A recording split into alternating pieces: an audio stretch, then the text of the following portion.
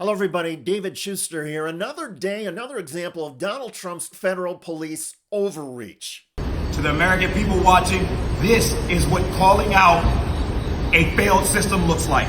In Washington, D.C., near Logan Circle, that is Paul Bryant. His crime? According to eyewitnesses, he was walking while black. Again, I was walking peacefully down this block, and I was accosted by 20, no less than 20 MPD, FBI, ATF agents.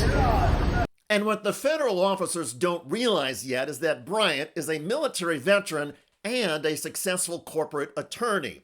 In other words, Bryant is a patriot and knows his rights. I am not crazy. I am totally sane.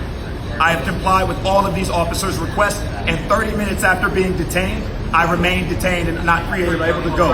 I do not know what charges. I do not know why I'm being detained. I was given no information.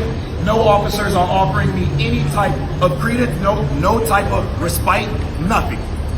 At some point, Bryant reportedly told police he has firearms and keeps the weapons and magazines safely locked and separated.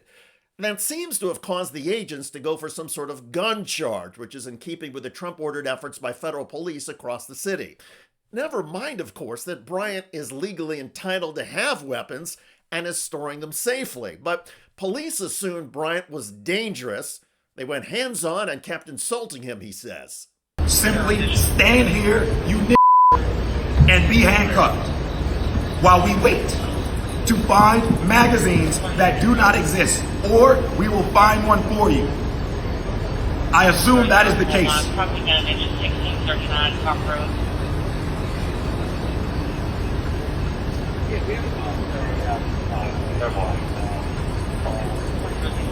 In another eyewitness video, Bryant states emphatically that federal agents have violated his rights. These officers are violating my civil rights under federal law, and I will be pressing charges on everyone who has physically touched me tonight, who has applied pressure to me in ways that I will not forget anytime soon. This is tragic. In a country where black men are being killed by people that look just like this, I was sneered at, I was ignored, and I was not told why I was being detained. What are the names of the two officers holding you right now? This officer at Costello, he has his name blocked off. I do not know what it is, and I don't want to touch him for fear of my life. This is an FBI agent who I do not know. Aren't they only allowed to hold you for 10 minutes without charging you? They are trying to manufacture evidence. I do not have a magazine in my weapon because my magazine is in the trunk of my vehicle, which they would have known if they would have asked me. They did not ask me. According to local reports, Bryant was taken to a D.C. detention center and eventually released without charges. But legal experts say the arrest, placement in handcuffs, and refusal to be told the reason were all clear violations of Bryant's constitutional rights. Morally, the federal actions are even more infuriating in this case, given Bryant's reported history. We'll have more on that in a moment, but first, there are multiple indications that Donald Trump's federal police in Washington, D.C. are playing fast and loose with constitutional rights, especially in the search for weapons. Headline: Federal judge slams the lawlessness of Trump's D.C. takeover. Federal magistrate Judge Z.M. Farrakwi is not happy about Donald Trump's authoritarian takeover of Washington, D.C., and the resulting disrespect for basic constitutional rights. Yesterday, in his courtroom, was the case of Torres Riley, a black man charged with unlawful possession of a firearm. Riley was on his way to a Trader Joe's when stopped by law enforcement, who searched his bag. Judge Farrakwi called the search so obviously unconstitutional that a high school student would know it's illegal. And it's irrelevant that the search turned up a gun when the search itself is unconstitutional. The police are out there looking for everybody, and it seems they're looking for people that look like you, Farrakwi said to Riley. You can't go into a grocery store without getting stopped and illegally searched.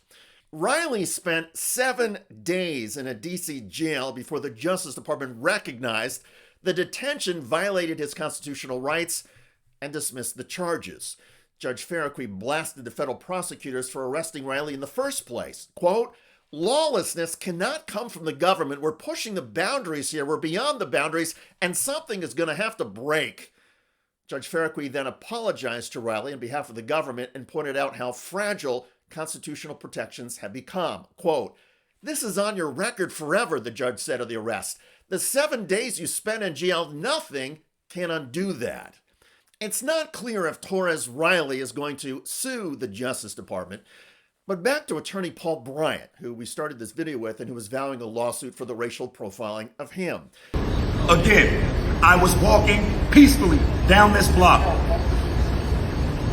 and I was accosted by 20, no less than 20 MPD, FBI, ATF agents. Keep in mind, Bryant served our country as a member of the military. He graduated from West Point and was an infantry officer in the Army before starting his legal career. Like many veterans, Bryant has reportedly had bouts of PTSD. That means his encounter with federal agents was not just a legal issue, it could have badly damaged his mental health.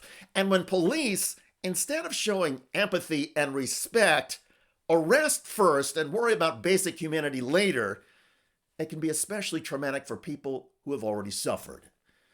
One can only hope that Mr. Bryant is successful in his lawsuit against police and the federal government, and that he's able to get through the mental anguish this incident has inflicted on him. The rest of us need to keep asking, what has our nation become? The Trump actions, instead of tamping down violence and lawlessness, are encouraging both in federal agents. Authoritarianism and tyranny have arrived. Racial profiling is growing, even though it's illegal.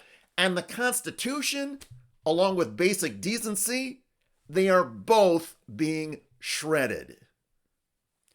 By the way, a group of protesters in Washington, D.C. recently confronted ICE agents and forced those feds to retreat. Masked federal agents are being forced to retreat, do the walk of shame, and in some cases find new vehicles.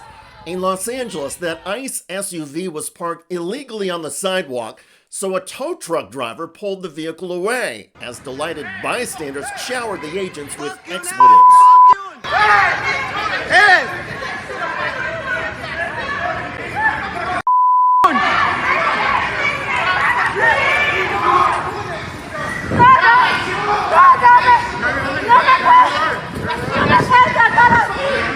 Yo no soy una criminal.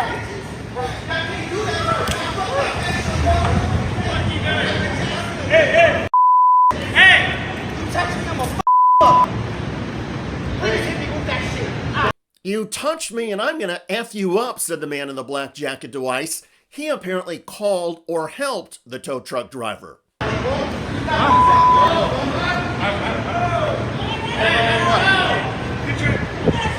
Check out that video at the link below. It generated a lot of comments on YouTube. One of the most populous from Farka wrote, just remember, most of those ICE agents couldn't even qualify to be cops. And that bar is very low these days. I hear you. I look forward to reading your comments about federal troops racially profiling a man who happened to be a military veteran and an attorney. I'm David Shuster. Thanks for joining us.